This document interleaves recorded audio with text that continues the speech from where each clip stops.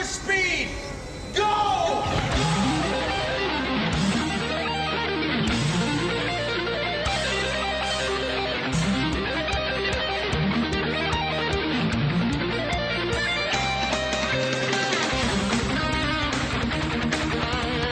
Hey everybody, it's time. Welcome to Cocktail Time Live here at 4Player Podcast. I'm your host of Cocktail Time Live, Joseph Christ, and with me, as per usual, is Mr. Bob Webb. How are you, Bob? I'm good. A very bearded Bob Webb. Look at you. Yes. Look well, at you. Okay, so I've got a story about What this. is this? What is this? And Chris Davis. Anyway, yeah. But my beard's more important than Chris your Davis. beard is a lot more important than Chris Davis right now. You get introduced after the beard. After the beard. I want to introduce the beard first. All right, what is your... You want an interview with the beard? I would love an interview with the beard. What brings you with us today, Mr. Beard? I'm just going to get some audio off this thing. Oh, there we go. Oh, that's beautiful.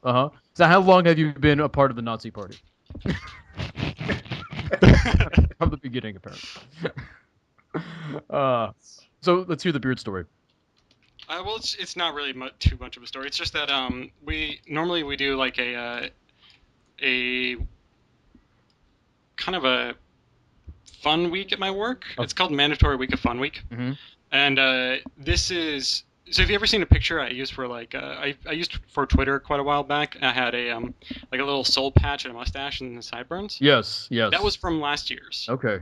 And the year before I did the whole like V for Vendetta kind of beard. So we have one day during this week of Fun Week is called Mustache Monday, and that's coming up. So I decided, well, fuck it, I'm not gonna shave until then. I'm gonna have some magnificent mustache. I'm gonna craft for the next 3 weeks. So this is the beginning. You're prepping.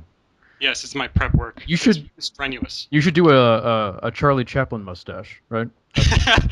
Yes, I'm sure everybody's going to notice it as being Charlie Chaplin. It's a Charlie Chaplin mustache. Yeah. I cannot.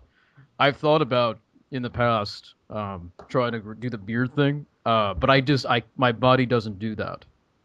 I don't have the ability. I can do a goatee, like the top here and the little chin area. It's the sides, it's the chin, and it's the cheek areas. It does not. My sides are really good. It does not feel the proudest of my sides. It's a massive side. I have the cheeks of a 10-year-old boy. It just doesn't. Nice. It doesn't happen for me. I can grow a beard, but it takes like 3 months, and it is the most disgusting thing you'll ever see in your life. So. I can't see you with a beard. It's not worth looking at. Trust me. Yeah. I might try someday to see how it is. There's pictures of me somewhere out on the internet with the goatee thing going on, and I believe I've seen that. Yeah, I had long hair at the time too, so it was particularly middle, I guess, at the time. I don't know, whatever. So, how you guys doing? How was your week? Good. It's all right. Busy.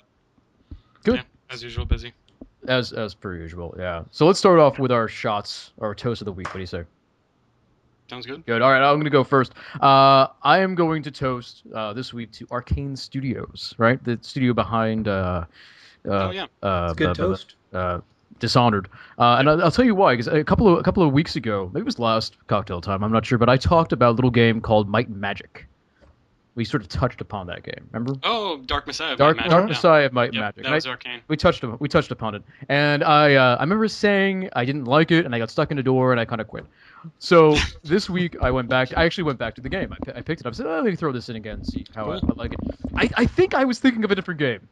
Oh, really? When I talked about that because I started playing it. I was like, well, this is actually kind of fucking cool.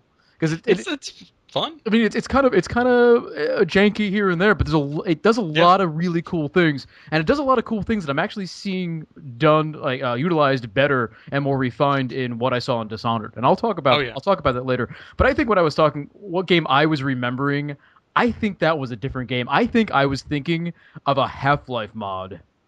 That was particularly like this melee fantasy Half-Life mod, and I think I got these games confused. So Are you thinking of Arx Fatalis? No, because I played that. Arcane's other ones. That's a PC game. I played that. In fact, I have a copy on my computer right now. I was thinking of a Half-Life 1 mod. I think, but That's kind of sad. You mistook their game for a Half-Life 1 mod. Well, it's fantasy games, and it's all like in the putrid dank of memory, and I'm trying to pull it out, with buckets of reason, and sometimes I don't know what I'm capturing. There's slime and decay inside of it, and I don't remember. They all just kind of meld together. It's like MMOs. They just sort of like meld together. It's like, like I think I remember Face of Mankind. Wasn't that the one where I had an inventory?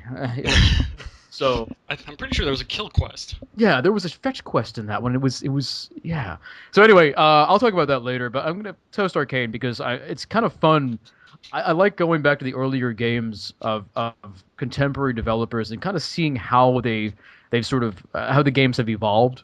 Because if you play for instance, if you play a game like Batman Arkham Asylum, right, Rocksteady, and then you play Urban Chaos, you can tell the same style is kind of there. Like the enemies in Urban Chaos sort of resemble, the enemies in, Batman Arkham Asylum and Arkham City. That's true. The chunkiness of them and whatnot. And it's sort of fun to watch how they take these original art assets and then just sort of keep reusing them and refining them and making them better and putting them into new games and stuff like that. There's a thread you can kind of see moving through the fabric of game development. So anyway, that's a long-winded toast, but to Arcane. And my own mistake, I guess, from cut time a few weeks ago. I'm glad you went back to it. Someone said, did I mean Urban Chaos? Yes, I meant Urban Chaos. What did I say? You said the right thing. Okay, so well, then fuck you, Brick Tamland. No, he's the one that got it wrong. He said it. Oh, Rocksteady did Arkham. He meant. Oh, I see. Yeah, everybody knows. I'm Rocksteady sorry. I'm sorry. I'm very jumpy today. I had a workout dream. So, anyway, Mr. Chris Davis, what do you have for us? Well, my drink consists of, well, I won't lie to you. If you look at it, I'm not sure if you can tell, but it looks like piss. I won't lie. But it is a combination of cream soda, vodka, and I guess for color, pineapple juice. It's roughly a 50-50. That does not sound very good, Chris. That sounds horrible. What? How many drinks have you It tastes made good. in your life? That's like a bachelor drink. I'm pineapple juice. I don't get paid until this coming Friday, so I'm having to live with what I got. So you mix drinks like a bachelor makes a dinner. It's like, what do I have in the fridge? This drink is too clear. I need to add some color to it. Oh, here's some pasta sauce. I'm just gonna pour that into it. If you get past the color, it tastes all right. Bob, that would technically be vodka sauce at that point. That's true. Which is quite good. I love a good vodka sauce. Oh yeah, I know. So what were you toasting, Chris? I'd like to send my toast out to the 6,500 people at Comic-Con this past year that attended the Godzilla panel, and of the 6,500 of you, you didn't film the trailer for it, and I'm monumentally fucking pissed at you. Wow. All of you. Well, the security's pretty tight at that thing, isn't it? They showed the trailer twice, and they leaked the Man of Steel trailer. Bullshit. Yeah. 6,500 people? Really? Yeah. Well, we did have a dramatic reading of the trailer last week. Oh, we did, yeah. So, yeah. I forgot about that. I forgot about that too until you just mentioned. We'll have to get that show up tomorrow, I think. Sounds good. What are you doing, Joseph? Oh, I just have my vodka and lemonade, Vodka limeade thing that I usually do. So, delicious. Bob, what are you toasting? And then we'll move on to what you are actually drinking, because we'll put you on the main stage as per usual. So I was kind of at a loss as to what to toast, and I just started looking around my desk, and randomly I found this. Ah, yes, yes. Which is Deadly Premonition. So, I played it this week. I hear that you were not a non-believer, but now you've come into the flock. You've come into the fold like a man walking into the desert, and you found your god. The game's terrible, but it's a lot of fun. But it's a wonderful sort of terrible. It's like it's like the B horror movie terrible. Yeah. The mechanics. I hate the shooting mechanics. I hate the aiming. Like moving around fucking sucks. Yes. But other than that, the game's actually a lot of fun. It's basically like if there was Twin Peaks the game, which is awesome. Have you gone to the open world aspects of it yet? I've driven around in a cop car, yeah. Okay, well, there's points where the game kind of just completely opens up, and then you have multiple things you'll have to do in certain time like periods. side quests and whatnot. Side I've heard about the quests. side quests. Mhm. Actually, I found that there's a way for you to get a lightsaber in the game. Yes, yeah. That's fucking awesome. And there's fishing. There's fishing, yes. Fishing for no real and really all of the characters, all of the old NPCs and story characters, they have their own routines and stuff. So they'll go home at night and Oh, sleep. so it's like almost like an Elder Scrolls game. Yeah, it's like an elder like they'll get up like if you go early in the morning and look in their windows, they're making breakfast and stuff and Oh, that's awesome. Yeah. Holy shit, this game is just so like the more I learn about it, the more complexity and depth there's in there. it's like an onion. You just keep pulling back the layers and there's more and more and more. Yeah, it's crazy. There's more onion. Like You just keep finding more onion. like out the cars have blinkers. there. Yeah, Wow. yeah, I noticed that when I was driving. amazing. There's windshield wipers too. Yeah. Driving is atrocious, but you can fucking put your windshield wipers on, and you can like have the sirens going, and have your blinker on the entire time. It Yeah. doesn't make it doesn't matter, but you can fucking do it. And you need something to do because the map is so horrendous. At Oh, yeah. the time you're Ugh. not sure exactly where you're going. Oh my god, I tried to get to the hospital, and I got lost 3 times on the way there. Yeah. It's just on the other side of town.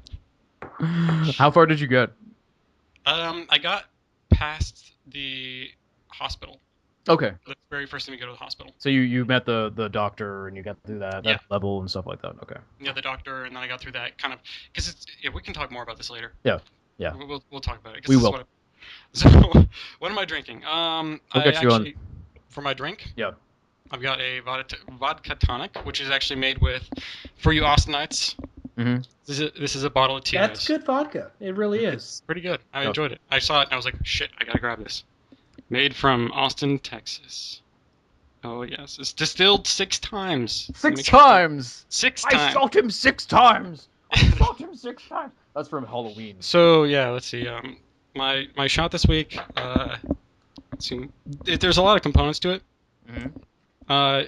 This is actually suggested by someone on the feed. Mhm. And I don't know, wait, Joseph, Oh, you said you have a faux hawk. a what? You have a, Yeah. When did that happen? It happened about a minute ago. You didn't notice? I didn't know. Well, you had your camera too low, so I couldn't see the top of your head. And now, look at you go. Oh yeah. No, I was cutting my hair today, and Tara's like, "We need to give you a mohawk." Mm-hmm. See now it makes me want mine back, but I can't. We can't both have one because it's like going to a party wearing the same. Oh dress. no, yeah, no, You know. it's like wearing the same shirt. Yeah. It'd be weird. All right, so what I'm making, the shot is called, brain hemorrhage. I think is what it's called, Mm-hmm. and it consists of mercifully, it's just peach schnapps, Bailey's, and grenadine. Mm-hmm. The So peach schnapps and the grenadine together I can understand, but the Baileys? That's where the brain comes in. So I've never made this shot before. I've seen it described like how you make it, and it kind of makes sense. Mm-hmm. You can see over here. This is my snack for the show. Donuts. Fucking love donuts. Actually, just got this bottle today. I don't normally have peach schnapps. So you fill it most of the way with peach schnapps. Mm-hmm. Peach schnapps is already kind of tough. I'll admit. Yeah. Is it? Yeah. No, it do a is. taste of It is. That's fine. It's very sweet. Oh, it's incredibly sweet. I'm not a big peach guy. I don't like peaches. All right. Someone this is- someone gives me a peach, I slap it out of their hand. So, fuck, give me a peach. Right. So I don't know. You normally, like, for these types of layered shots, you'll do like use a spoon to try to ease the liquor in. Mm-hmm. Oh, you're doing a layer. Yeah, because this is a layered shot, and there's a good reason why.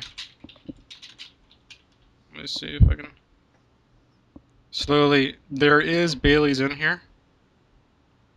Oh yeah, there we go. Nice.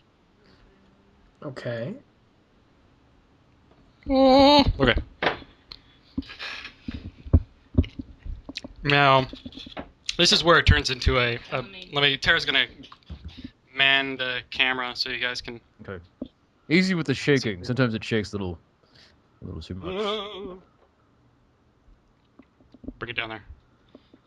Get the money shot, Tara. Right down there. Oh, you see that? Yeah.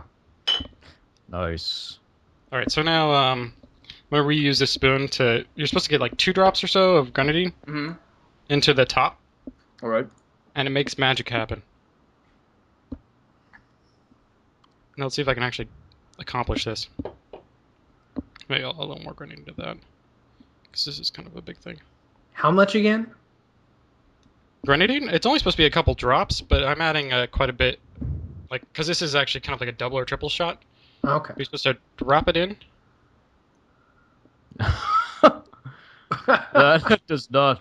Look at that. It looks like There's your hemorrhage. it looks like the slime that's used in Ghostbusters 2. It does a little bit. Yeah. Oh, I'm watching it live on the feed. This is awesome. That's nice looking. I can see it go in instead of like trying to concentrate on pouring it in the right thing. Remember when you were a kid and you had those, I guess you had these, you made like these sculptures by putting the sand in the water, but it kind of congealed. I don't remember what those are called, but it was similar to this. You used to make it like Six Flags Great Adventure. Like, they're like, give me, $15 and make this stupid thing. So yes, this is the, you can see my awesome mohawk. If Tarek doesn't drop the... I look like a cockatiel. We were at the state fair. I can tell about that later too. But we saw cockatiels. State fairs are wonderful. Although you're in California, so I don't know. I mean, of all the states you can have a fair in, that's probably one of the more refined in a way. Refined. I mean, a state fair in Alabama is going to be a little different than a state fair in California. That's true. Depends where in California, though. California's a big state, so. It is a very long state. Damn, that's kind of cool. That is the look at the strings. There's like strings of goober snot coming down off that thing. That's very alien. I don't think it's gonna be as bad as a cement mixer, but I think what's gonna happen is I think the peach schnapps is gonna really the flavor of the peach schnapps is gonna overbear it. It's like a fucking lava lamp. Look at that shit. Yeah. All right, shall we do this? Yes. Shot. 1. Stop looking at it. 2, 3.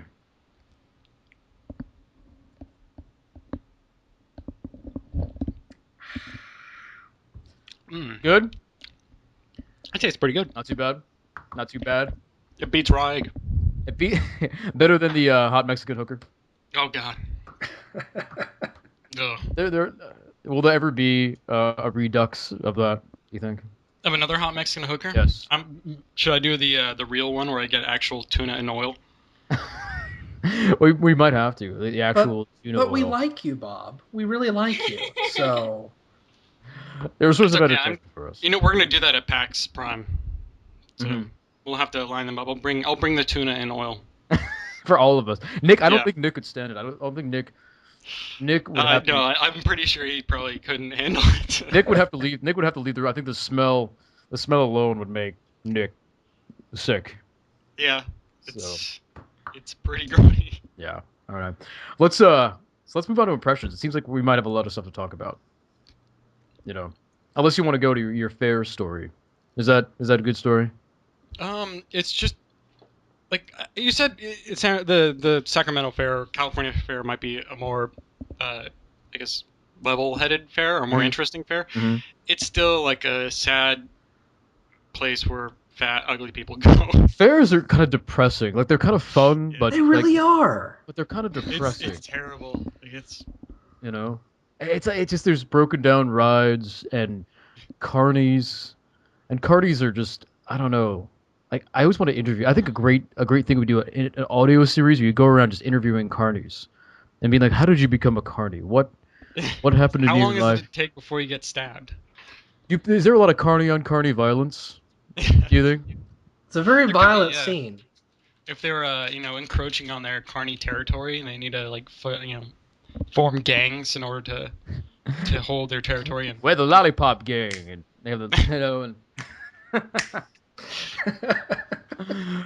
So how was the California fair? It's good because it's California. There's a lot of beer and wine. Mm-hmm.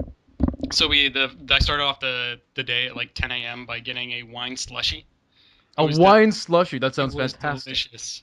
Yeah, they had 3 different flavors. They had a strawberry. I think it was a strawberry. Zinfandel.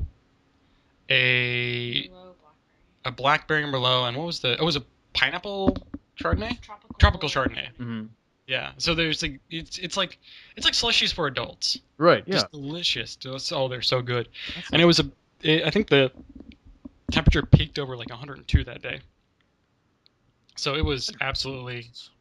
There was no way I could not just drink copious amounts of cold alcohol. Right. Yeah.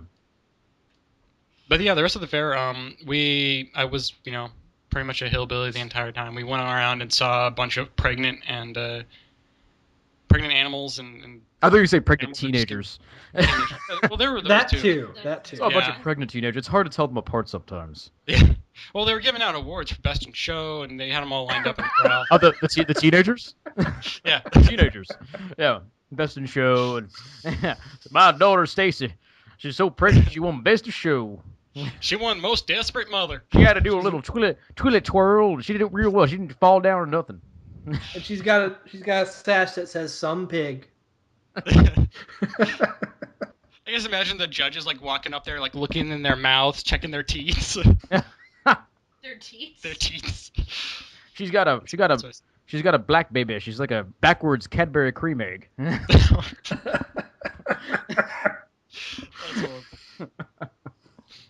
But yeah, this was pretty much just a very depressing place. Yeah. I had such the most disgusting food there.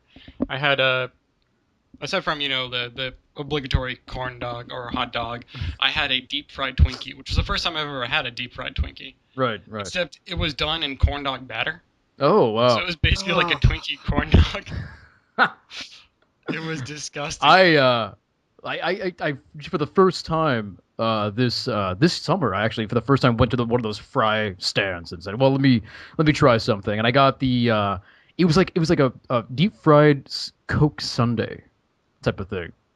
So it was like deep fried ice cream inside of a Coke with whipped cream on top of it. Did they just have a can of Coke that they deep fried, or what?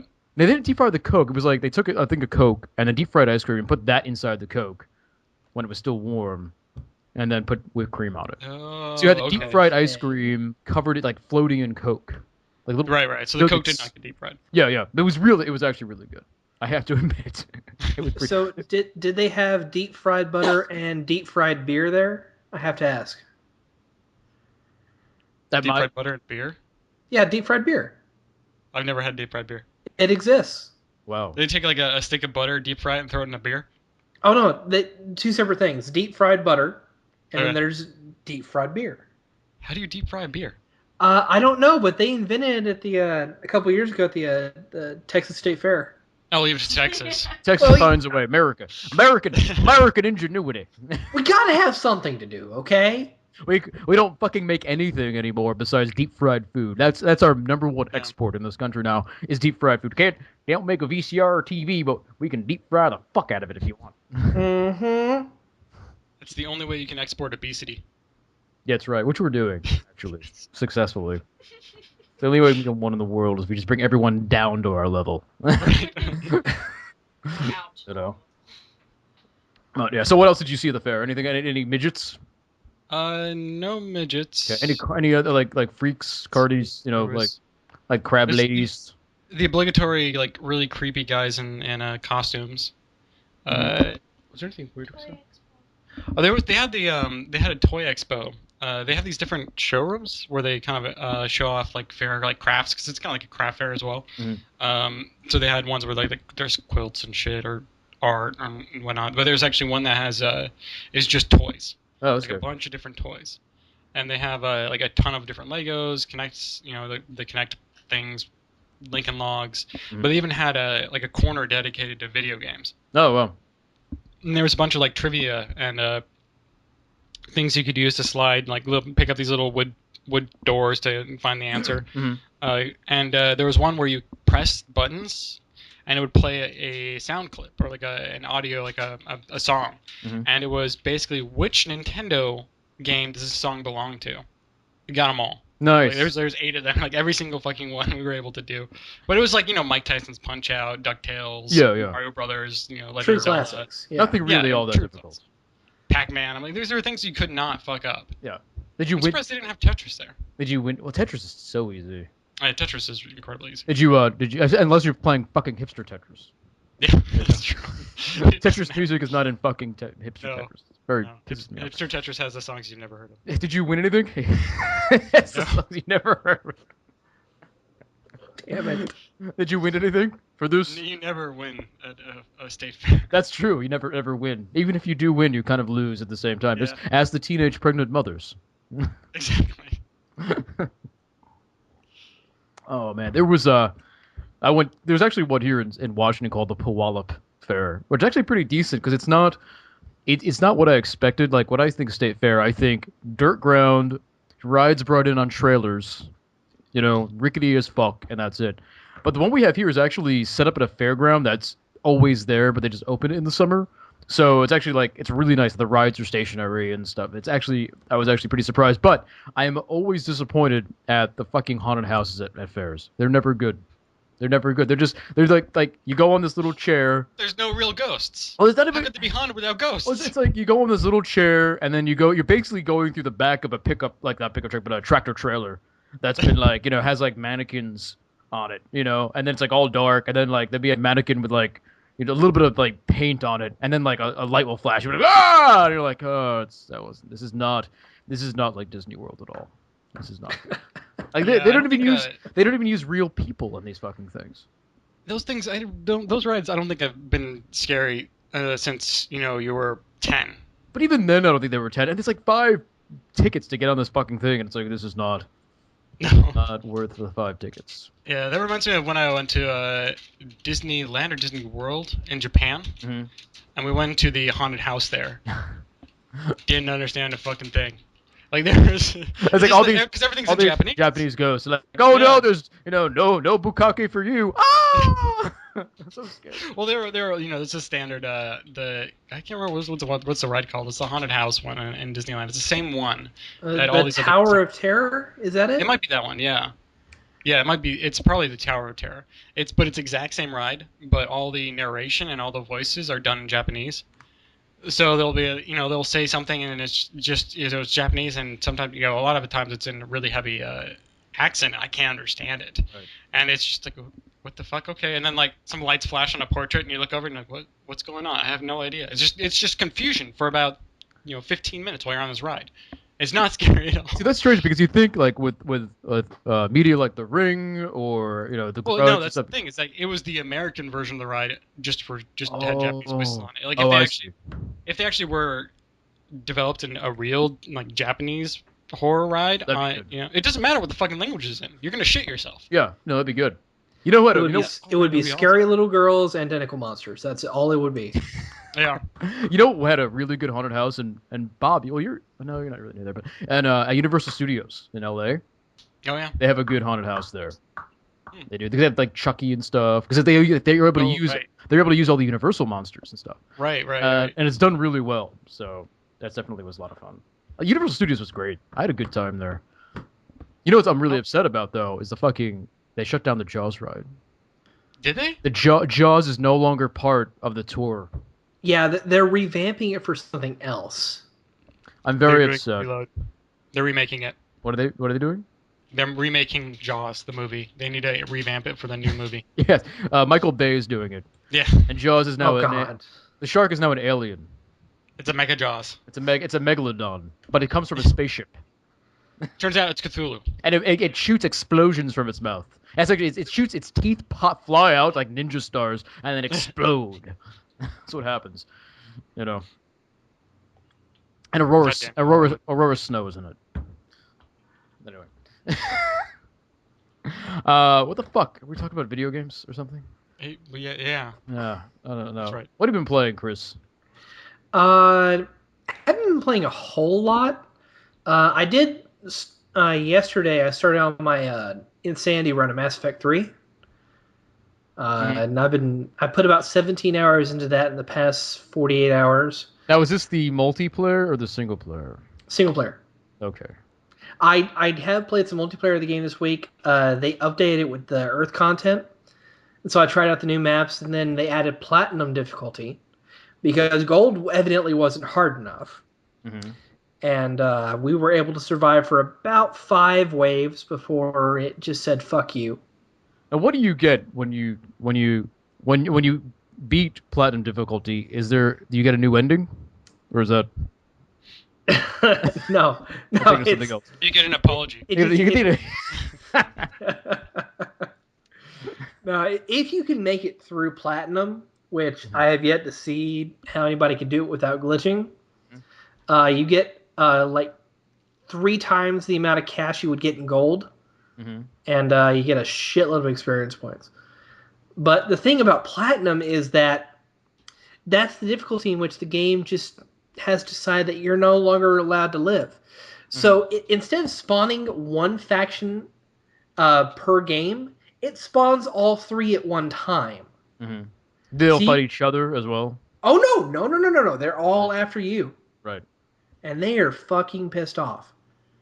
I mean, there's for example, it was spawning phantoms, atlases, and banshees on wave 2. Wow. Atlases are those big mechanical. The mechs, yeah. The mechs, yeah. That's fucking crazy. I'm really surprised that we made it to wave 5, honestly. Right. Wow. Did you not to change the subject, but did you play the new ending DLC? No, not yet. I'm working on that. I'm going to do that with my Insanity run. And I'm about halfway through the game right now. Here's my question. Do you need to do the game again?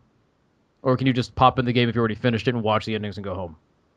No, you can pop it back in and load up that last mission and just play through it all. Okay.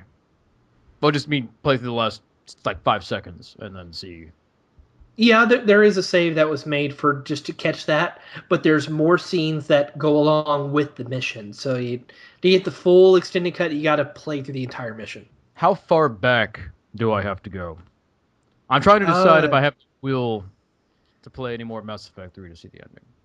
I think at the point of no return mission, I think that's where you have to start. So, I mean, you only have to play through, like, I don't know, 6% of the game, maximum. Man, that's like 4% more than I was hoping. I might just use it. That's just another half hour of your time, man. That's all. Yeah, maybe that's not too bad, then. Whoa. Maybe that's not too bad, then. I don't know. What's the matter, Chris? You okay? Oh, no. Nope. We might have lost Chris. No, he's there. I'm getting lag. I'm getting lag here. Oh, okay. Porn. Stop downloading that porn. You do. That's when I went, whoa, it was just a big dick came out. Big dick, a giant throbbing dick came out. Whoa, that's a big one. Whoa. Oh, yes. So, anything else besides Mass Effect 3? Anything else besides Mass Effect 3?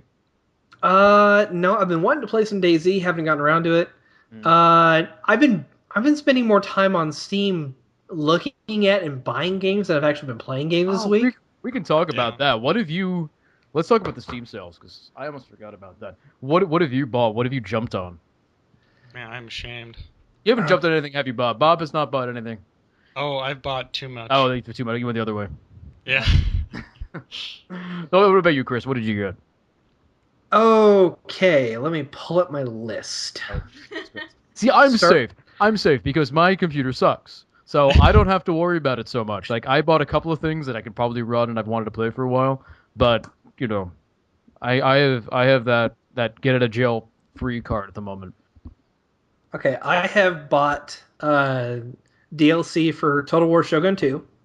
I bought Assassin's Creed Revelations, Age of Empires 3, Dear Esther, the Total War Mega Pack. I bought Railworks 3 because why the fuck not? I bought one indie bundle.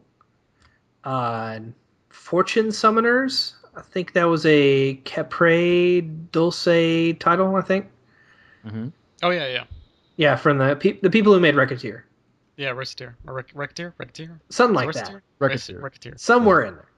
I bought the Thief bundle. I bought the Alan Wake bundle. Driver San Francisco, and 2 pieces of Arma 2 DLC. Nice. I think all I got was I got the Racketeer, because Bob was asking you about that. Yeah. I got Company of Heroes, because that was on sale. Slingcast Slingnast sent me a game, actually, so I don't know what it is yet, but he gifted me something. Oh, What a it's setting. awesome. I know what it is. Yep. And then I got the Thief, Deadly Shadows, which is like $2, like $2.50, $2.50. So I got that. You can't say no to that. I can't say no to that. So, but like I said, because my computer sucks, it saves me from a lot of this. So. How about you, Bob? What'd you get? Is there a way to tell me what I bought recently? Are you on Steam? Yeah. Okay. Click your account name in the upper right-hand corner. Oh, it goes to the history. Yep, I gotcha. Oh yeah, that's a lot. Ha. All right, so let me start with what date would that have been? July. So His girlfriend's like July. yeah, July. This All month. right, Payday, Warhammer 40K, Alan Wake, Killing Floor, Walking Dead, Sanctum, Dungeon Defenders, Just Cause 2, and the bundle, Thief and Stalker, Far Cry 2, Xenoclash, Gary's Mod, and Double Fines pack. Nice. Yeah, So so quite a few. Nobody jumped on the train simulator. No, No. I didn't want to get on that train. I can't see how that would be very much fun. I mean, you put it on and then you try to derail a train for 5 minutes and then you're kind of done with it, I think. Well, there's the zombie DLC that came with it. Was it what? There's zombie DLC for the Zombie train game? simulator? Yes. Why? Why didn't I get this game? It came out for like Halloween last year. What's the point? Like, do you try to run over the zombies or You can run over zombies, but you also try to transport survivors on the trains like safe zones. Is this Railworks 3 Train Simulator? Yeah. That actually sounds like it could be fun. It's like, Yeah, Railworks 3 Trains versus Zombies DLC. trains versus zombies. Yeah. Holy shit! There's 108 DLC packs for this game. Well, of Oh, course, God. it's fucking train simulator. Like, get new trees. Probably something. Yeah, Horse Actually, armor. it's mostly like new cars and engines and stuff. Yeah. If you're really into different types of train. Well, it's still on sale, and it's $2.49. Bob, how can you pass that up? $2.49. The DLC is. The game is actually like what, $18? Not when I bought it. It was like $7. Well, yeah. No. Oh. No, it's not biting. Not liking the No. look of that. No. Even the Class 156 add-on is not going to do it for me. Well, the whole train simulator thing and buying it has become almost like its own meme now. Was it the train simulator or the farm simulator? No, it's a train simulator. Really? Most definitely, yes.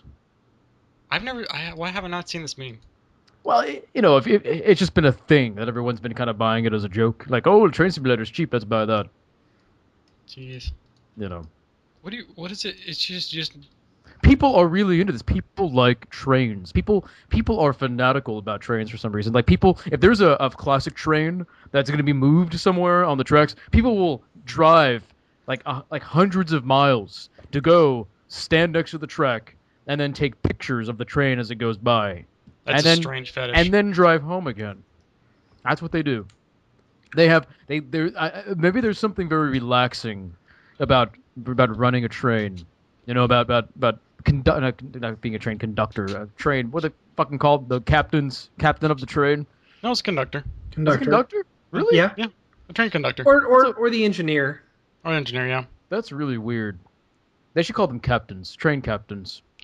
It's not a ship. Well, I know, but a conductor, that just doesn't sound right. I can't. Why That's does what it's it? always been. I thought the conductor was just the guy that got the people onto the train. And then he worked for the captain, the train captain. No, that's a steward. A steward? That's a stewardess you're thinking of. And that's a sexist term, my friend. No, steward, It's- as in it's- not stewardess. It's called... Oh god, I clicked on the wrong link. Go away. No, I don't want to see that. Now we call it the lady I'm trying to on ban a person. Oh god, I just opened it again. lady on the plane. So it's a conductor, and that's the captain. It should be train captain. I'm writing a letter to the train. Someone just linked a porn site thing. I banned him. Trying to... And you pulled it up. Because the chat kept scrolling. I was like, holy shit, my speakers are on. This is going to go off. I'm going to get some people like... Whoops, my bad. Oh, sorry guys. You hear that screaming orgasm? No, we've done that. My before. bad. Were you here when I used to do the little game show here called Guess That Sound? Were you here for Yeah. Guess That Sound? Yeah, Yeah, I should pull that out again. The Guess That Sound. That was a fun little game. But I should be train captain. I'm writing a letter to the train people. Dear train people, Amtrak? Amtrak. Yeah, they'd probably do better if they were called captains. No. Whatever. No. Train captain. Um, so anything else besides Mass Effect 3 and Steam sales, Chris? No. No. I've been wanting to play other things. Anything for Open Week? Stalker? Was that Oh, open? that's right. I fucking Wait, forgot Stalker. about Stalker. I am so Yeah. sorry. Yeah, I opened up and played on the feed Stalker Call It Pripyat. And I couldn't get to run very well, but I still had fun with it. Showing off the the mission events that occur in it and just getting reacquainted with the game. Mhm. It was kind of fucking scared the shit out of me a few times. Mhm. So So do you run it vanilla, or do you add mods? Have mods to it? I had the complete mod going for it, The so it complete looked mod? a little better. Yeah. But since I was broadcasting, it was sucking the CPU power, so I couldn't use a very high resolution. hmm So whereas normally I can run it like in very high settings, I had to go medium with the while I was broadcasting. Okay. Even then it was Yeah. really choppy. But it was Yeah, because I fun. picked up that pack. That's a game I've been meaning to play. Oh, It's are you talking about Call of Pripyat, or are you talking about? I got all of them. Okay. Yeah, they had all 3 on sale. Oh. I haven't played any of them, so I figured, hey, why not? I recommend playing Shadow Chernobyl first, and then kind of skipping Clear Sky and going straight to Call of Pripyat. And just not play Clear Sky at all? It's okay, but I don't think its level design is nearly as good as the other two games, and it doesn't have as good a story. So are these just basically DLCs off a main game, or are these like completely different packaged? These are full standalone titles. Okay, interesting. And they're all open world. Yes. Okay. I've played a little bit of Stalker, but never a ton of it. It's a fun game. The shooting mechanics are pretty strong, and it will scare the crap out of you at times. Mm-hmm. Holy shit! Sokolov just gifted me a copy of a Train Simulator. He said someone gifted it to him, so he guess he doesn't need it. Scuba gobble, one of us. Scuba gobble, one of us. Oh man. So yeah. All I need to get is a zombie DLC, and then I'm good. So when I think about Stalker, I picture it as sort of a amalgamation of Metro 2033 and Fallout, pretty much. That's a good description. Okay. But yeah, you should really sit down and play it. I mean, there's just some really memorable enemies in there. Like there's a creature called the Bloodsucker. He's like 7 feet tall, and he's got kind of this like tentacle mouth thing going on. Oh, he just gave me the DLC too. Wow. This is amazing. We should do more live shows like this. We should. We'll have an Amazon wish list like porn stars do. Really quick. Share everybody your Amazon wish list. But yeah, he's 7 feet tall. He's got the kind of the Cthulhu mouth, but he has the ability to turn invisible. Mm-hmm. And so he'll run away from you, turn invisible, and then run back at you. And the only thing you can see are his eyes, and you can only hear his breathing. So he's charging at you. You don't know where he's coming from. And all of a sudden, you're slapped from behind, and it scares the shit out of you. And these things, they're rarely alone. I mean, there's at least 2 of them. So it's it can be scary. Yeah. Yeah, it's definitely one of the games I've been wanting to play for a while. I think I have always connected Metro 2033 and Stalker for some reason. I don't know why in my head. There's a great reason for that, actually. Really? The developers of Stalker and the team at 4A Games have had sex together. Well, no, they're not only are they in the same town in the Ukraine. Mm-hmm. The 4A team actually came from veteran members of the Stalker team. Oh, okay. okay. There we go. That's why. So That's the connection. It's like yeah, okay. Interesting. Cool. I'm looking forward to playing those games. And sort of like, why is Arma 2 so much like Operation Flashpoint? I can't put my finger on it. So here's my question, because I haven't played much Stalker. I think I played moments of it, honestly. But for someone like me, who has played a whole bunch of Metro 2033, and who has played over 200 hours of Fallout, if you include New Vegas, what does Stalker offer me that's different? well, it's definitely there is no camp to the game at all. It is not campy at all. It's actually quite serious. Uh, it's not a linear game, obviously. Mm.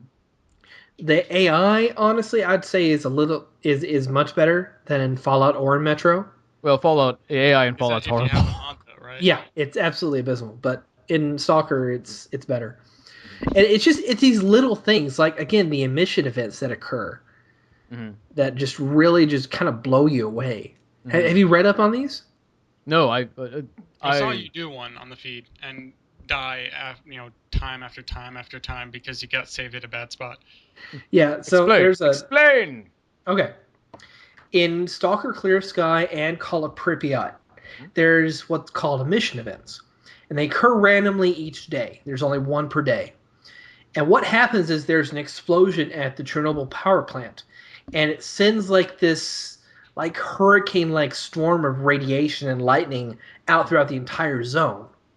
So when you start hearing a little bit of thunder and you hear a siren go off, you've got about 5 minutes to find a place to bunker down and hide and wait until the storm is over.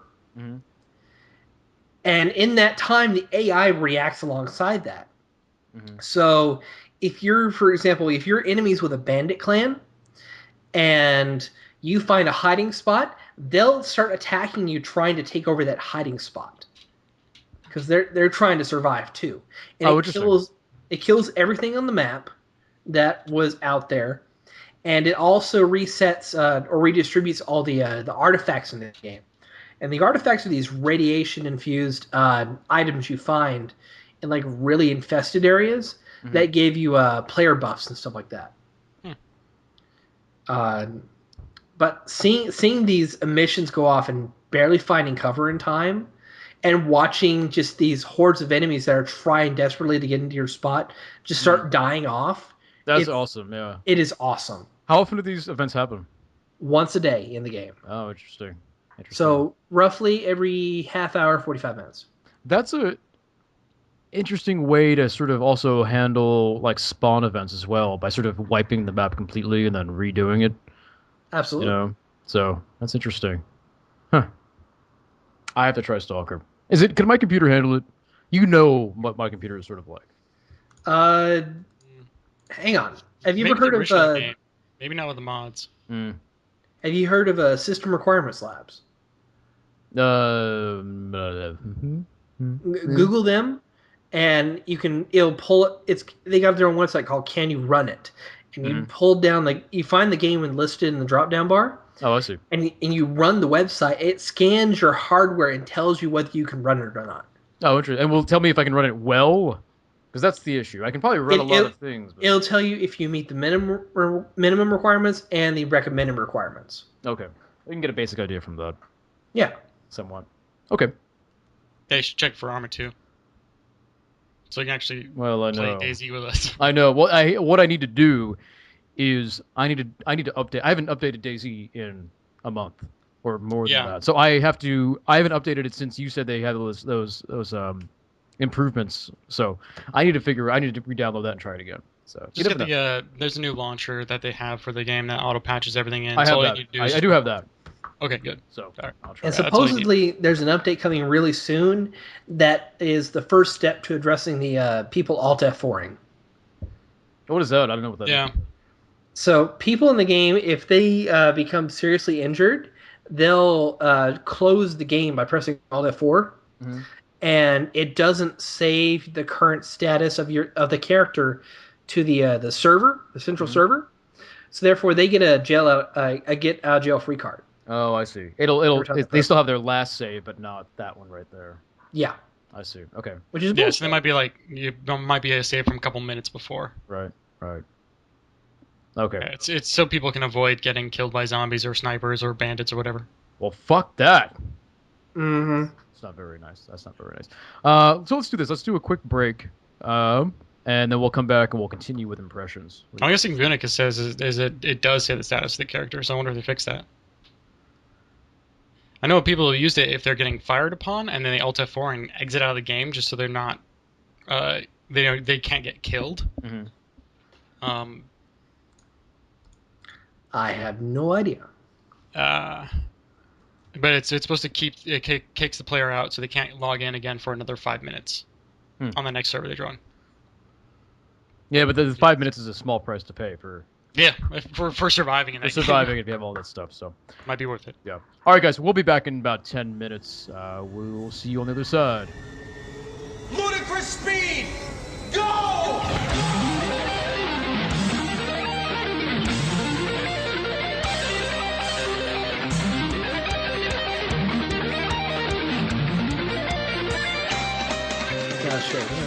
Hey guys, we're back.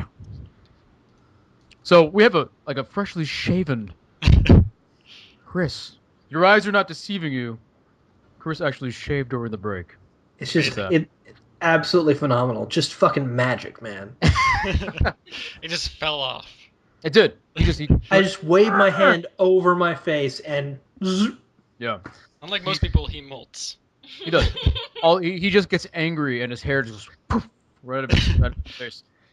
It's either magic or it's some kind of cancer. So during Cancer Or is magic. Magical cancer. Cancer's magic. That'd be a good title for the show. Cancer is magic. That'd be terrible. So We're during gonna the break, I did get another gift. Oh. On Steam. What did you get? Well, Singus gave me a game called Coconut Queen. That could be interesting. Coconut Queen. Yeah, the Steam description says, in Coconut Queen, the island of Lului beckons you to bask in amid miles of sun-drenched coastline. Disembark into its floral air and discover that you are the island's much-awaited Coconut Queen. Apparently, I'm a Coconut Queen. Wow. Your own private getaway is devoid of females, so find company among the brawny natives, gens, who welcome you with succulent fruits. Jesus Christ. I'm not sure if this game is from this century. Slang, what did you get me? I think you need to actually broadcast this. Yes, actually. I'm gonna have to broadcast this now. Yeah. I'm obligated to. It reminds this looks terrible. That's actually a good segue for my playthrough of Hatoful Boyfriend. Yeah, that's true. Man. So, I played Hatoful Boyfriend. I played the pigeon dating sim. And I'll tell you what, I really got into it toward the end. The story pulled me in. So I should tell you, when you start the game off, they give you a choice. And they say, "Hey, would you like to see the human portraits of the birds first, and then have them turn into the birds later?" You know, and I was like, "Fuck no, no! I want all birds. You want it to be canon. Yeah, all birds all the time. I need to put myself into this world." I think I'm getting some lag on my end anyway. So that's what I did, and it's exactly what you think. You are a girl in this pigeon school that's kind of in this pigeon bird world, and it's the name of the school is like Saint Pigeonation or something like that. I forget. And then the characters come up, and it's basically like any other dating sim where you're choosing who you want to hang out with. You're taking classes to sort of build up your wisdom or your charisma or your vitality, and that those levels will dictate if certain other pigeons are attracted in you. And then you just kind of go through and do your thing, and you get a job working for an old man bird who was, in my story, would be beaten by his son. But it was very. I mean, it's hard for me to talk about the story of the game because I always, since I'm doing all the voices and I kind of do my own story at the same time. Like there's two stories that's going on. There's the game story and there's the story I'm creating. Like the bird you work for wasn't necessarily an old man bird who was beaten by his son, but in my version of Hatoful Boyfriend, he is. In my version of Hatoful Boyfriend, the teacher was a Brooklyn, a guy from Brooklyn, a Brooklyn bird, shall we say, who had mafia ties. So it's hard to separate the two. But I was able to finish the whole game in like 2 hours. That's amazing. I think actually J52 said he's going to clip out the entire gameplay and put it up on YouTube in parts, in 30-minute parts throughout this next week. Oh, that'd be great. Yeah. So if anybody missed it, you'll be able to see it on our YouTube channel next week. Yeah, I mean, because there's definitely is a little bit of downtime in this game here and there, but for the most part, it was quite an adventure. It was quite an adventure, and the end was fairly touching, I have to say, and maybe some of the best voice work I've done yet here at 4Player. But I would recommend anyone it's fucking it's $5. Just pick it up and see how silly it is. I mean, it's so silly because they're hitting on you, and it's not like it'd be one thing if there were drawings of birds, like caricatures of birds, like a drawing of a bird with some human elements to it, like he's wearing a hat, but they're not. They're photoshopped pictures that they stuck. Like it's a cartoon background, and then they just like took pictures of birds from like encyclopedias and photoshopped them in, and they're just looking at you like, it's the most ridiculous thing. Oh, and what makes it so bizarre is the fact that, I mean, it's alluded to, but it's never like all the birds are calling you the weird one because you're a human. Yeah. Like I'm the freak. It's like, Jesus. And they keep on the bird puns. The fucking bird puns don't stop. They don't stop. The whole game. They never say everybody. It's every birdie. It's never anybody. It's never is anybody here. It's is any birdie here. Every fucking time. They never stop. And every time, like, I'll be doing my voice work and I'll be doing a story, and every time they make that fucking pun, it stops me in my tracks. God damn it. It's so painful. It's so painful. So, it was fun. So anyway, look for that on 4Player on our YouTube this week. I enjoyed it. I really did enjoy it. I want to know, how many endings are there to that game? There's apparently a lot, because there's 5 or 6 different birds that you can be with.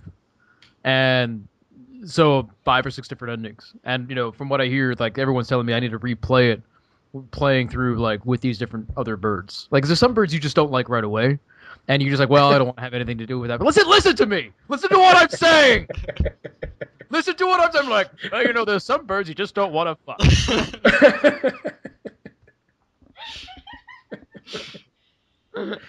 I'm talking. Please tell me one of them is an ostrich. Please tell me. No, they're all like pigeons. Ah, damn it! Well, no, there was like a parrot, wasn't there? No, but there's different types. Well, there's a parakeet and stuff. There's no ostriches, but there's different types of birds and stuff like that. And some have better plumage than others and stuff. But there's some birds you meet and right away you're like, I don't like that bird. I don't want to go out on any dates with that bird. And then there's like the emo bird who's in the library. And then there's like the fat doctor bird, who was one of my favorites, but I didn't do it right, so I couldn't continue my story with the fat doctor bird. I should say my relationship with the fat doctor bird. But I liked him because I gave him like a big fat look, like this, like a British Pullover fat accent. He's like, hello, love. What are you doing in my cage? He was very cool. And then so I ended up trying to be with the Brooklyn teacher bird, because I liked the teacher student thing. I thought was kind of sexy, so I wanted to do something like that, like Lolita, except like zoophile Lolita, sort of thing, And then like there's one bird who's like runs around a lot, and he was kind of annoying. I didn't want to have anything to do with that bird at all, so I didn't do anything with him. So. And then there's a female bird too. Someone said Zulita. I like that. Thank you, Zlatko, with the drunken chat at 4playerpodcast.com for that one, or 4pp.tv rather. So you have your choice of the birds. that you want to be with. You know, there's a lid for every pot, I guess, in that game. You know, so That's ridiculous. it Disgusting. is it is kind of You could say it's foul. oh Oh. Somebody time out Bob in the chat, please. It doesn't work that way. God damn it. I can't. You know, there's a lesbian ninja bird who rides a scooter, and she has a love affair with this other bird. Or she had a love affair with this other yellow parakeet, who, in my story, was the son that was beating up the shop owner. You know, and he shows up and he's like, "Oh, my son's here! Oh no!" You know, and the son had a southern accent, you know, which worked out pretty well. And there was some moments where like the language just worked out very well. I don't know, it's just kind of funny. And somebody told me there was going to be like a turn-based combat sequence, but I didn't get to it. I think that's part of a It's there's supposed to be kind of like weird sections of the game that you get to from certain parts of the storyline. It's not very. This game is a lot deeper than people are giving it credit for. You know. So did you get the full version or the demo? I got the full version. I finished the whole game in one sitting. You know, I mean, which I think it's got a short. I mean, there's different versions and different endings, but I think overall it's like maybe a 2-3 hour game. So it's if you date the wizard. They're saying you don't meet the wizard on the first playthrough. Ah, right. The wizard, I haven't earned the wizard yet. Yeah, you need to. And I should make it known I didn't actually sleep with any birds. I never had sex with any of the birds. The not to spoiler alert, but the Brooklyn teacher bird who I was trying to get with, he didn't do anything with me. He said I should graduate and then in a few years after I had some life experience I should come back for him. Now you just have a little cluck. And he'd be. I got plenty of these. So, someone says you might say I got cock blocked. That's it. So anyway, that was my Hatoful Boyfriend. It's actually much. It definitely I think loses a little something in the telling, or maybe it doesn't. I don't know. It's a crazy ass game. I'm probably gonna have to try this at some point. Yeah, you should. You should. So after I play Coconut Island or Coconut Queen. You should, if you play Coconut Queen, because you are the Coconut Queen. Yeah, it's Hatoful. Hatoful? Hateful. Oh, I was saying hateful. Hateful boyfriend. Hateful boyfriend. Entirely different game. Because Hato is a pigeon. Oh, I see. Since it's Wase, it's a butchered English, so they're trying to say heartful, but they're like, oh, you know what? Heartful, let's go Hatoful. It's like a pigeon and heartful. Heart, English, sort of. Japan. Yeah, it's just all you have to say is I played a Hatoful Boyfriend, Japan. Yes. Done. That's my review for the game. Japan. That's it. Exactly. Japan. Score. Yeah. So what else have I played this weekend? I guess I'll just continue on. I played what we were saying before, Might and Magic, the Dark Messiah, Might and Magic. So anyway, the same developers, Arcane, who are doing Dishonored, and one of the things that I spoke about most when talking about Dishonored was the fact that there were all these different game elements that sort of intertwined with each other and interacted with each other. To give the example again, in Dishonored you have multiple powers, and two of these powers are, one is you can summon a bunch of rats that will feast upon your enemies, and another one of your many abilities is the ability to go inside of the bodies of individuals or animals in the world. So you kind of possess them, but you kind of go inside of them as well. You inhabit their body in a way. And then the way these things can interact, you can summon all these rats and then possess, go inside the bodies of one of the rats and then use that rat to get inside of small areas, sneak into buildings. So just one of the ways there's that sort of that interaction. And there's a lot of that sort of thing, like the beginnings of that sort of thing, in Dark Messiah, Might and Magic, where there's a lot of environmental stuff where you can, kick if you're fighting with the soldier, you can kick them into a fireplace and they'll catch on fire, or cut ropes that you see and like chandeliers will fall on them, or kick them into spikes. So there's that bare inkling of that kind of thing, and the combat is a little bit similar to what we saw in Dishonored. I mean, Dishonored, the combat was really good.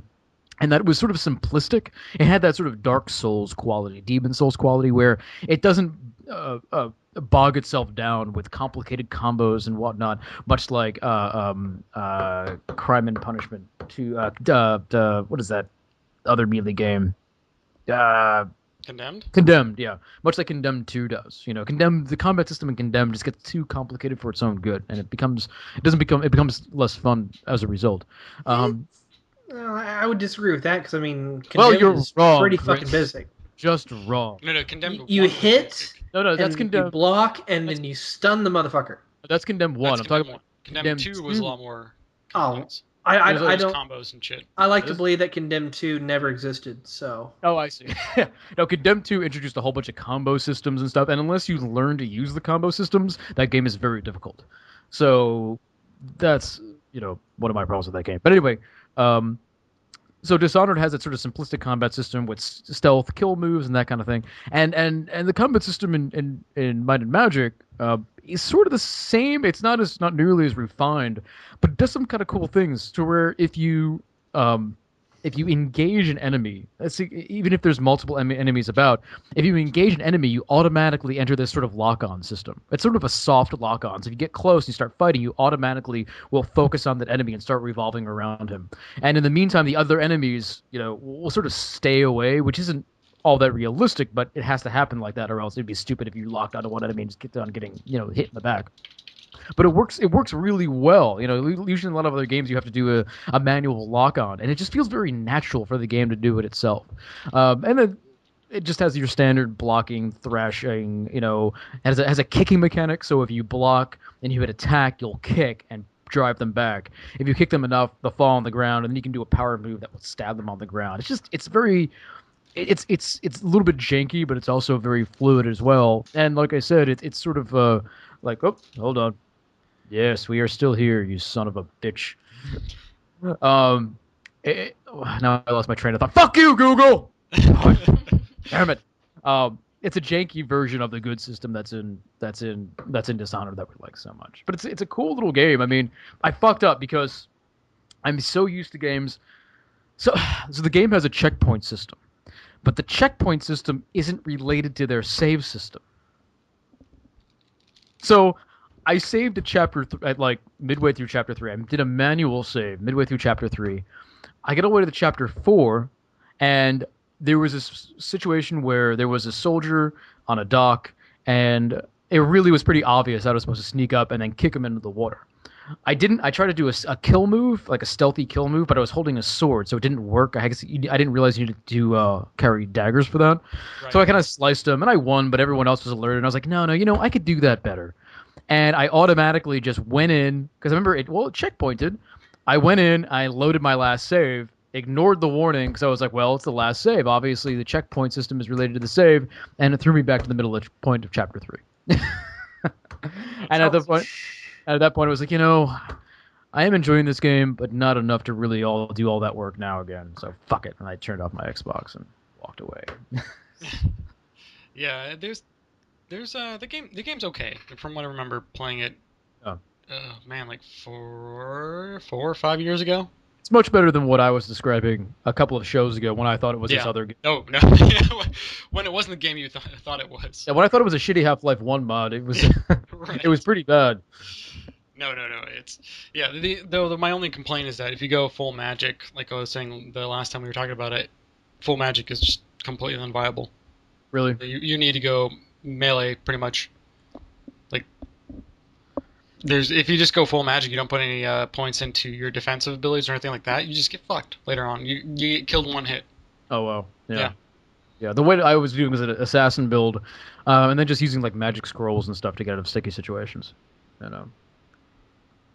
It's interesting though, because there's a lot of as you're saying, the combination of abilities. Like you can use ice to slick the ground to make them slip.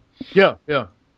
So you can kick people onto just sheets of ice and have them slide off the edge of cliffs. Mm-hmm. Especially if they're really annoying enemies and they take a little more than like 2 or 3 hits to kill. You just ice throw them off the end. You just kick them. Yeah, I mean, I want to play more of it, and I feel bad that I don't remember why I put it down. I think it was one of those things where I just kind of bought it cheap as a used game, added it to my pile, and then during a downtime, during a point of some lull, I said, "Oh, let me try to play some of this," and it hasn't been until now that I've gotten back to it. So I definitely want to put more time into this game before Dishonored comes out. Oh yeah, because I think it'll be. Well, I think when talking about Dishonored, it'd be good to reference this game for where a lot of these things sort of came from. So yeah, I'm gonna have to go and play through it again and try to check it out. There's a multiplayer component of it too. There is. I haven't tried that. I mean, who knows if it's still even working? I don't know. I got it on Steam, so I can always just pull other people off of Steam. Oh.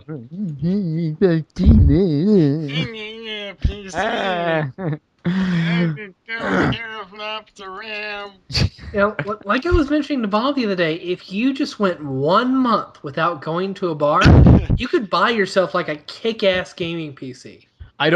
Number one, when you're friends with the bartender, you don't spend that much money at bars. It's always happy hour for me, my friend. Happy hour is all the time. And then sometimes you'll walk in and the bartender will just buy you a drink right off the bat, and that's always nice. It's a life lesson, guys. Life lesson for everyone watching. Always make friends with your bartender. Tip well at the beginning. Tip very well at the beginning. You can pull back on that later a little bit, but you will reap the rewards, my friends. You will reap the rewards. And if they call themselves a mixologist, you're at the wrong bar. You're at the wrong fucking bar.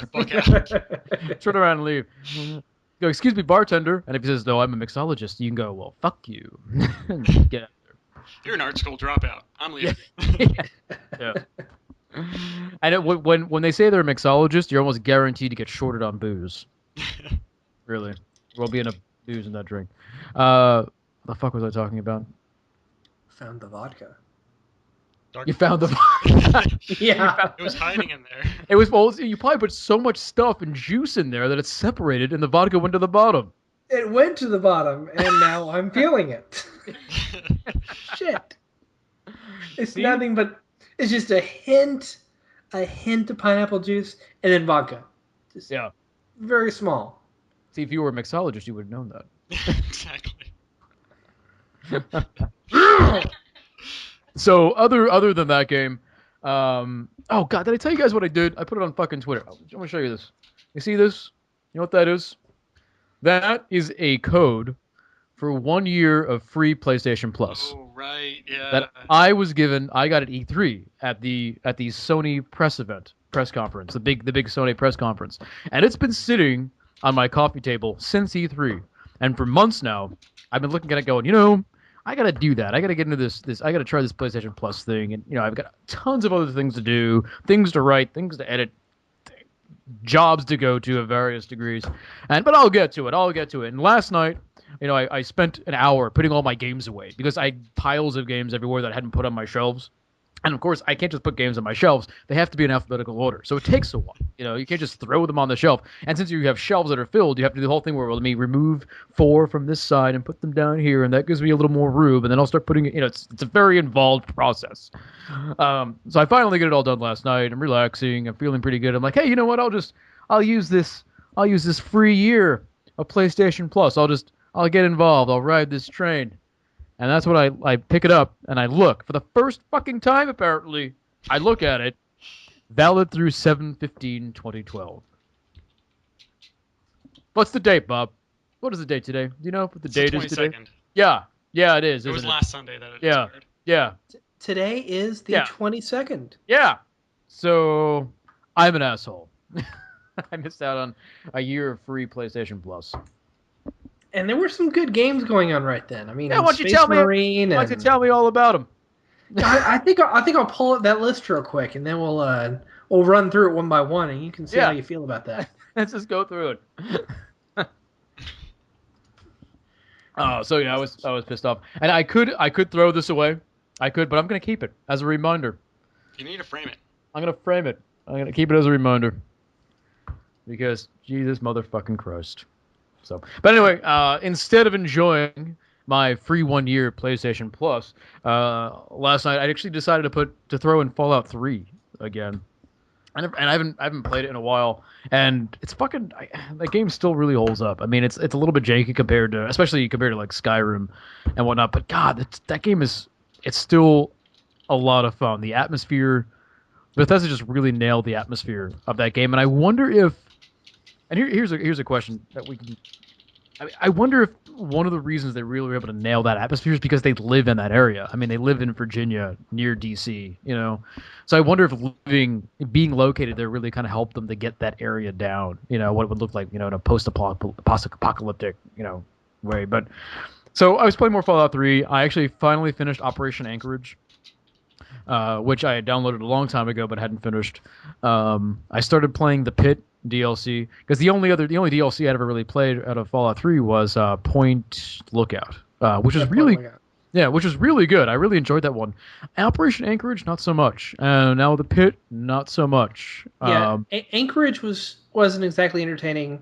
The Pit was okay, but it was shorter than you expect. Yeah.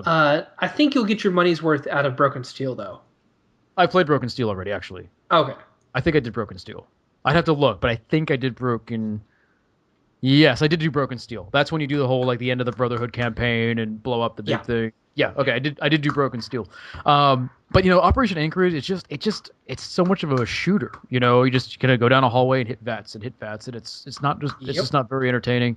And I hear Mothership Zeta is even worse. I heard that's not a very good one at all, which is kind of disappointing because Mothership Zeta is the kind of DLC you would think Bethesda would do well because it's so different, you know, kind of takes you into a whole new area. And I don't know, I just think they would do that well, but I keep hearing that it's not that good. So, and the Pit is okay so far. It's kind of, I've been doing some fetch quests and whatnot, but it is nice to go to different areas, you know, and it really makes me excited for Fallout 4 when that comes along. No, and I think after playing Fallout 3, I want to do an article of like, you know, the 5 or 10 things I want to see in Fallout 4. You know? Well, if you imagine the things they did with Skyrim and the improvements they made in that. Well, I mean, not only that, but think about the improvements, because really, the improvements of like a Fallout 4 would be like, remember how going from Oblivion to Fallout 3, you know, just the improvements of the quests and the engine, all that kind of stuff. Now imagine taking the new you know, Skyrim engine and what advancements they're going to be making for Fallout 4, you know, and knowing how long it takes Bethesda to usually develop these games, and considering that Skyrim pretty much just came out, I can almost guarantee Fallout 4 will be a next generation game, which makes me even more excited for it. You know, even then though, I mean, I think we have to wait at least 18 to 24 months for it, and we still have that Fallout MMO just about to come out. So that is totally not Bethesda. I understand that, yeah, but there'll be a lot of brand confusion. What do you mean, think? Fallout, or you mean Lord of the Lord? There's a Fallout MMO coming out? Yeah. Yeah, it's in development at the team that made Fallout 2. Oh, from all that was correctly. So that's the end result of all that the lawsuit. The lawsuit. Yeah. Business. Yeah. Okay. Is there a date on it? No, and they still haven't really showed it off, but I'm thinking it's a next year game. Huh. It sounds about right to me. You know, it's probably just going to be another fucking WoW clone. Do we know anything about it? You know, it's Fallout. Yeah, but you know what? I mean, there's the Elder Scroll MMO, and that looks like poop. Yeah. The new line from the people making the Fallout, the Elder Scrolls MMO is that they don't want to be called an MMO. They want to be called an online RPG. No, it still looks like an MMO. No, it looks exactly like an MMO. It does. They want to get rid of that stigma. No. Exactly. It's an online RPG. You want to prove to me that's an online RPG? You show in me where there is not cooldown times in combat. You show me that. Fetch quests. Killer quests. Class-based gameplay. Uh-huh. Third person. Raids. Yeah. Instance dungeons. Yeah, it's like I can just go down the list here. It's ridiculous. And it's no. Do not want. Do not want. Yeah, I'm hoping that I know. I love DAOC, and I love that the guys that made it. But for fuck's sake, hopefully they listen to some of the feedback they're getting and change kind of the direction that the whole Skyrim Online is going. Or not. Well, they would need to start again. They basically would need to throw out everything and start. They would need to start from scratch. There's no that shit ain't changing. That is not changing. And I think right now they're just kind of hoping that the Elder Scrolls name is going to carry that. But They won't. Oh, they won't. It's not the same player base. Yeah, people who like Skyrim and Oblivion are not the same people who are going to play that MMO. Not anymore. Not anymore. Maybe 5-10 years ago, but not anymore. Yeah, now that WoW has been dwindling, it's been losing a ton of subscribers over this past 2 years. I think they've been just. Well, it's been going down. Kodar's been going down. Yeah, pretty much most MMOs have. Yeah. It's just I think that we're probably going to see the next biggest thing in the MMO space is probably going to be Blizzard's Titan. That's their next MMO they're working on. If they don't scrap it entirely. Well, I think they might. The thing is, and we've talked about this before, so we don't have to go into it too much. But the writing is on the wall for these WoW clone MMOs. I mean, they're all doing poorly, and people are flocking to these Minecraft type MMOs like DayZ and of course Minecraft, and that's sort of the new model, and kind of build your own adventure. Yeah, But if you look at it, it's like what was Ultima Online? Emergent narrative is what it's all about now. Yeah, but Ultima Online was that. Like one of the first commercial graphical MMOs was. Didn't they recently announce a new Ultima? I could have sworn I heard something about that. Yeah, no one really knows any what the details are on. Lord British, save us now, please, Lord British, come down from your spaceship up on high. You're starting to sound like a Scientologist. Oh. But I don't remember there being any. There were a long ass time ago when they announced Ultima Online 2, but that got scrapped and all the assets got pulled into Ultima Online as an expansion. Yeah. But I can't remember there being any new Ultima games. I mean, Ultima 9 ended it. Yeah. So it's unless there's a new Underworld. I don't know. I would love a new Underworld. I'll tell you what I am excited about is I think like pretty soon, within the next month or two, is the PlanetSide 2 beta. Oh yeah. Starting is that coming up? I got a key for it. So I have a key too. I'm already signed up and ready to go. Yeah. And I'm pretty excited about that. I mean, we're moving away from, but territorial control, large scale FPS MMO. That stuff is awesome. Yeah, so, I'm pumped. Yeah, I think we actually have. If anyone's listening, if you go to our forums at 4playerpodcast.com/forum, I think there's a thread for putting together a clan, a 4-player clan. So if anyone listening wants to be a part of that, just come on down to the website and sign it up. So come on down. Should be pretty cool. So that's basically what I've been playing. Those few games. What did I play for Open Game Week? Oh yeah, the Hatoful Boyfriend. I spoke about that. Yeah. I played Deadly Premonition. Yes. Talk to me about Deadly Premonition. Didn't we already talk about Deadly Premonition? Just very slightly. Yeah, it's pretty much the game. Aside from the shitty mechanics, it's weird. It's fucking weird. Like I don't know what the fuck is going on. I half the time I have no idea what who the character's talking to, the main character. That's part of the story. Yeah, it's weird. It's bizarre. The great thing about that game is sometimes you're not sure if something will happen, and you're not you don't sure know if it's real or not. Well, you don't know if it's a technical glitch or if they did it on purpose. Oh yeah, he'll just like go in the coffee. He's just like. Well, yeah, not only that, yeah. There's that, and there's the point. So when he's talking to the woman, he's like he'll ask her a question, and she'll start talking, and all of a sudden the music will get really loud. Really fucking loud. I noticed that. I was like, why the fuck is the music so loud? And you can't hear. And like it go either way. Either the technical glitch explanation is that they fucked up, and the sound got messed up at that point, and that's just the game is buggy. But at the same time, you could also say that like Agent York asks her a question and then really doesn't really care about her that much. So that's supposed to signify that he's really not listening to her at all, and instead he's just enjoying his cigarette. And you don't know which one it is. You don't know which one it is, and it's beautiful. I love that.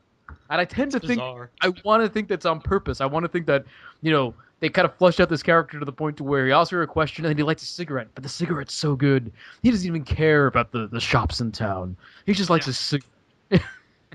He's just whistling to himself in his mind.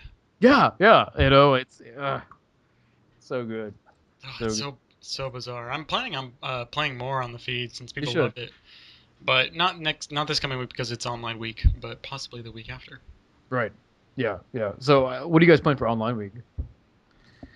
Video Well, games. I have, though Brad hasn't gotten back to us yet, unfortunately.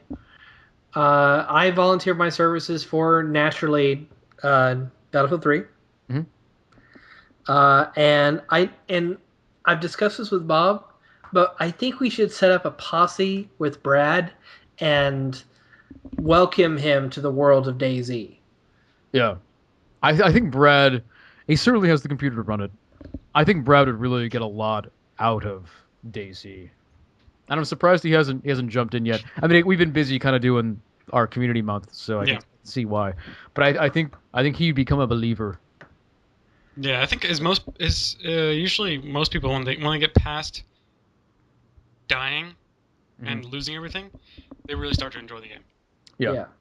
Because there's just so much depth to it that comes from the social mechanics of it that just wouldn't be there if it was entirely cooperative. What I said, it's emergent narrative, and that's the big thing right now. Yeah, because there's player versus player, the game is huge. If it was cooperative, the game wouldn't be as big.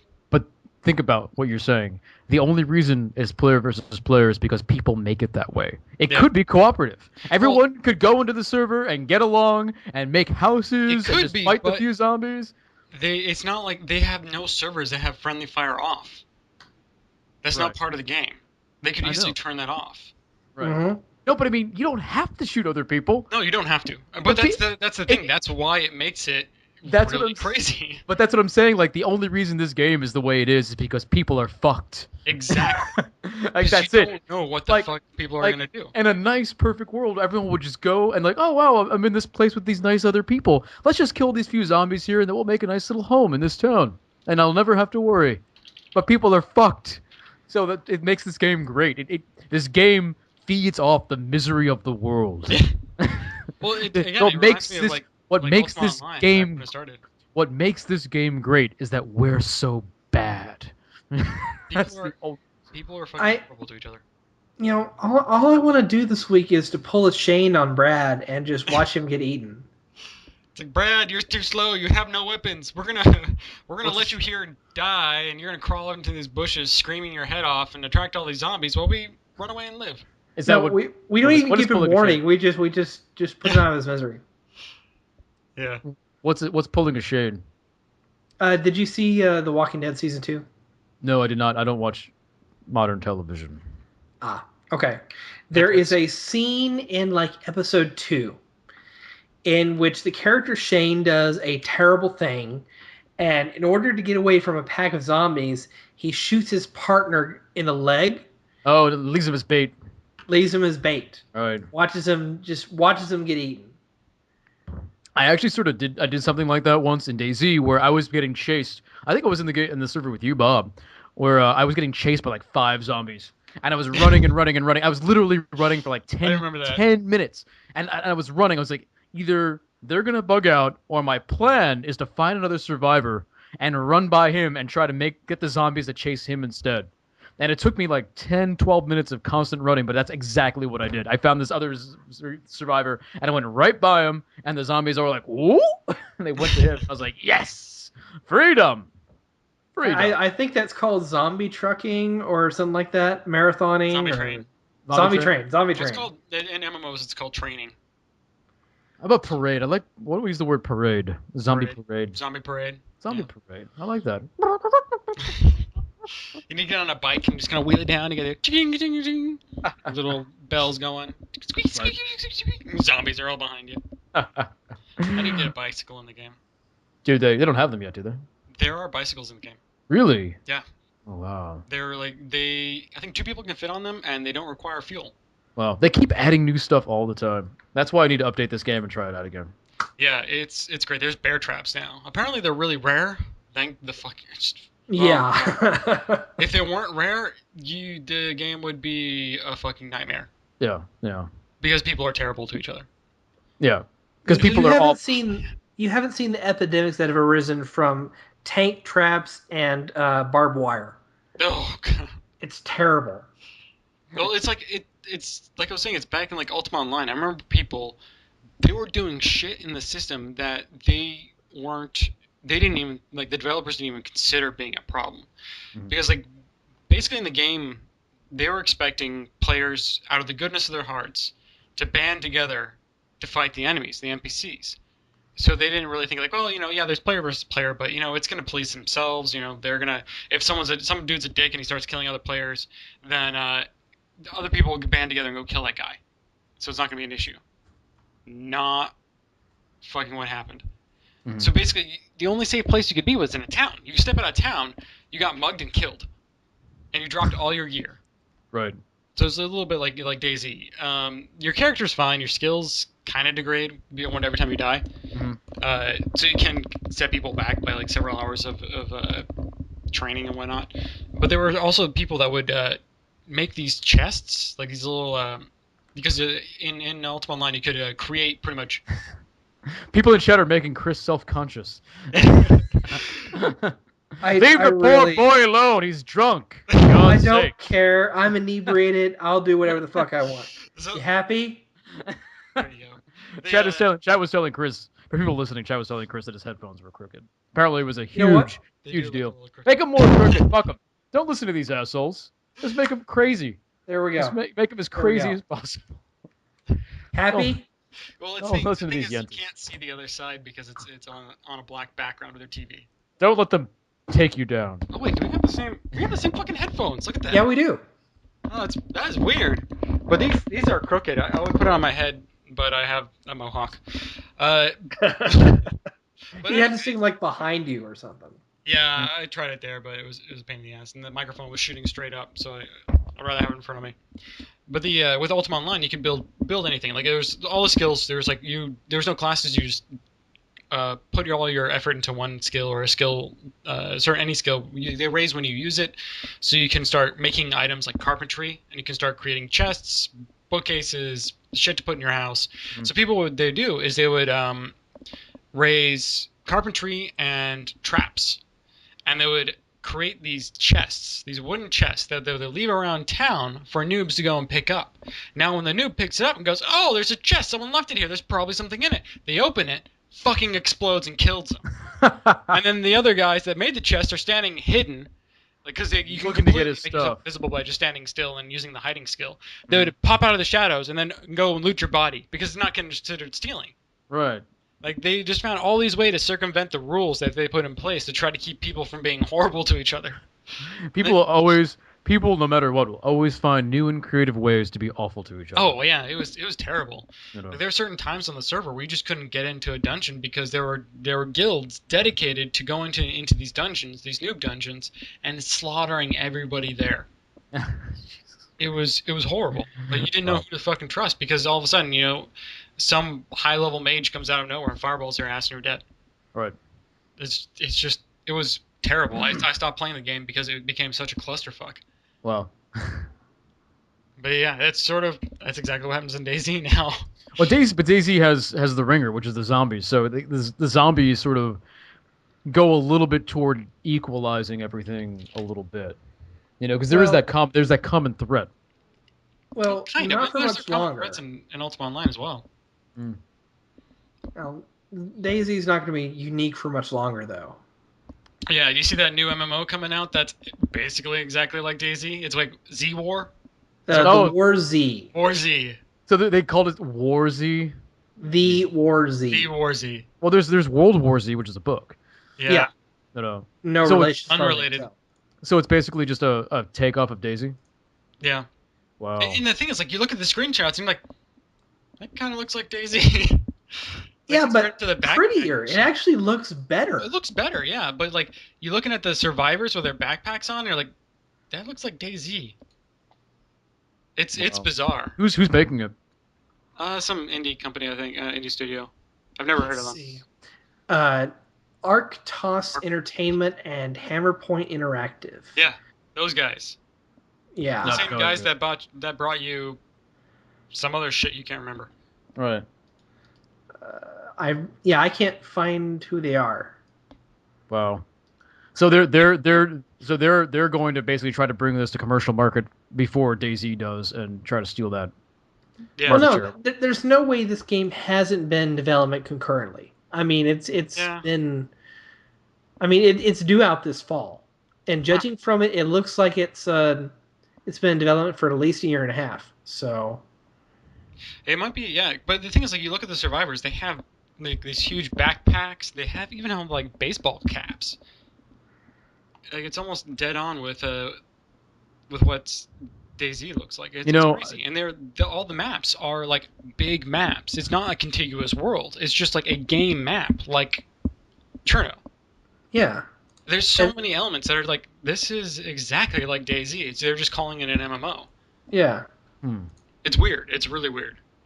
But the environments look a hell of a lot better in my opinion. And you actually have a fucking city, not a town like Cherno. Yeah, yeah. My only confusion and problem is that they call it an RPG. Deep RPG elements. So would you have like skills like that sort of? Yeah, I don't know. I don't really quite like that. Quote, features deep RPG elements and cross-server play that allows you to log into any server that your friends are on and take your character there. Like DayZ. Like DayZ. Yeah. But, I know you probably think it's been in this game's been in development for a year and a half, but DayZ's probably been in development for about It's been that around for a while. For a while. DayZ's been And around probably about 2 years. before things even come out, I don't discount the ability for, someone like Rocket to talk about this idea to somebody, and for that idea to get to somebody else, and someone saying, Yeah. "Hey, let's jump on this idea right now before they do." Yeah. Like that shit happens. People steal secrets that way. So, I mean, look at Minecraft and all the fucking Minecraft, clones there are out there now. Quote, the game will also have 2 modes, normal mode, which players will be revived after a cooldown period, and hard mode where you have permadeath. The game also boasts the trademark of a blockbuster MMO, large maps, multiple camera perspectives, multiple hubs, safe settlements for social and trade interactions. So safe zones. Okay. There is no safe zone. There is no safe zone. Yeah. I don't know. It looks like it could be fun. I want to see the game in action, but That's the thing is we don't have anything to lose. As consumers, we don't have anything to lose by this. Because if it comes out and it's fun, we'll play it. Right. But, as a developer that had this kind of unique idea, getting it ripped off by someone else, you have a lot to lose. I mean, if you have an entire team working on that and it comes out before, the Arma people are able, Bohemian Interactive are able to get their shit together and get this out, that'll be something. That'll be something. Now, what is the possibility of Bohemia able to sue these people? I mean, what is their... Well, it's a free mod. It's not trademarked as far as I know. I mean, I don't think they can do a damn thing about it. Yeah. No. Well, so this belongs to Dean Hall. I mean, this is his project. So it's not technically owned by Bohemia yet. Right. Unless they've made a deal and they haven't announced it yet. They'd been talking about implementing DayZ into Arma 3 basically, and having it as a different mode in the game. But true, but they've been also talking about a standalone release for it. At least when Dean Hall's been taking Q&A and talking about it, he's been talking standalone release. Honestly, I think they've been. My impression is that he's been going back and forth with Bohemia, trying to work out a deal, and he might have what he wants. I think he might want independent release, but I think Bohemia is trying to get this. Because they need to sell Arma games. You know what I mean? Like, if he makes a standalone release, everyone's going to buy DayZ. No one's going to buy Arma 3. and they need to sell Arma 3, and they know the only way they're going to sell a lot of copies of Arma 3, more than the 8 people that bought their games in the past. I'm sure it's more than that, so don't write me nasty letters, people. But is to have DayZ attached to their product. Yeah. If not, that 500% increase in sales is going to disappear. Oh, haven't they added like 400,000 new purchases since the Steam sale began, or something like that? I would be unsurprised. I know the DayZ numbers have been up by like 500,000 or so. Like it's ridiculous. Yeah. What amazes me of that, you go to the main page for the DayZ mod, and it says the average life expectancy. It says 49 minutes. Oh, so it's up a bunch. Yeah, it's up a bunch, and I don't believe that bullshit for a minute. No. It's probably like 4.9 minutes. Yeah. Well, especially with all the new people going in. Looks like noobs back on the menu, boys. Yeah, exactly. New wave of noobs. Then you got a bunch of assholes that are in there that just like, all right, time to snipe the beaches. Just sit there and kill a bunch of people for no good reason. No good reason, because they're not carrying shit. You don't even start with beans. You start with a bandage. A bandage. That's all you get now. But bandages are trivial to find. Yeah. Well, sometimes you need some target practice. Wasting ammo and alerting yourself to zombies. Yeah, basically. That's not the best idea. Yeah. It's perfect. So do we have anything else to talk about tonight? Are we good? It's 10 o'clock. I think we hit that 2 hour. Hit that wall. We're good. All right, guys. Well, thanks for coming out, everybody over at 4pp.tv. Thanks, Chris Davis. Thanks, Bob, for coming out tonight for Cocktail Time Live. Make sure you guys check out our main website, 4playerpodcast.com. Like I said, live show over at 4pp.tv, where we do live games every single night. And stick around, because somebody will be taking over. Maybe Sci-Fi, maybe Brad, maybe somebody else. We shall see. Anyway, good night, guys. Good night. Ludicrous speed! Go!